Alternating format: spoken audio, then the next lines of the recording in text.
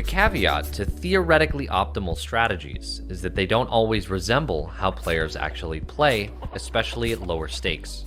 We're also not exclusively interested in our fair share of each pot. We'd prefer to make more than that amount.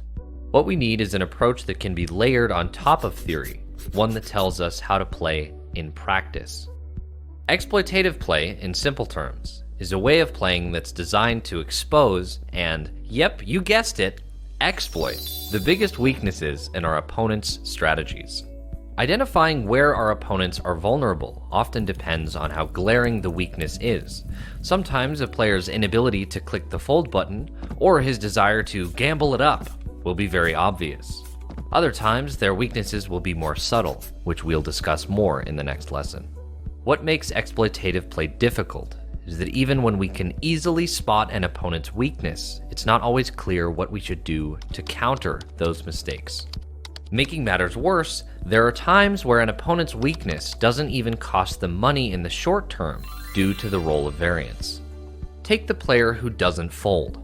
We all recognize this as a flawed strategy, but occasionally he will reap the rewards of an unknowing opponent trying to bluff him. In order to build exploitative strategies that actually work, we have to study the game at a microscopic level to see exactly how each player's weakness is costing them EV and where that EV is going. It's not enough to simply observe that a player hates folding and resolve to never bluff him. We must dig deeper to develop a strategy that beats him to the greatest possible extent. In many cases, it's less visible how opponents' mistakes influence the flow of EV from one player to another, especially in live poker. For example, it might be hard to notice how exactly the old man coffee stereotype is losing EV.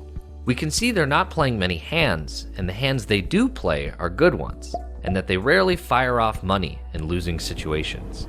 In reality, Old Man Coffee is losing EV by simply missing opportunities to play profitable hands. Every time he folds preflop, a small amount of EV is being distributed to every player at the table. In this instance, he is exploiting himself. He willingly hands over a few cents on the dollar with every hand, while his opponents barely lift a finger. This brings to light an important point. Exploitation doesn't mean we're outplaying or outthinking our opponents necessarily in any way. Sometimes it occurs without us even trying, such as when the Old Man Coffee folds Jack-10 suited in middle position, and we get to win a hand where we otherwise would have folded. As you can see, when we're thinking about exploitative play, we should remove our ego from the equation. Our goal in poker isn't to beat our opponents in a way that makes us feel good. It's to do it in a way that makes the most money.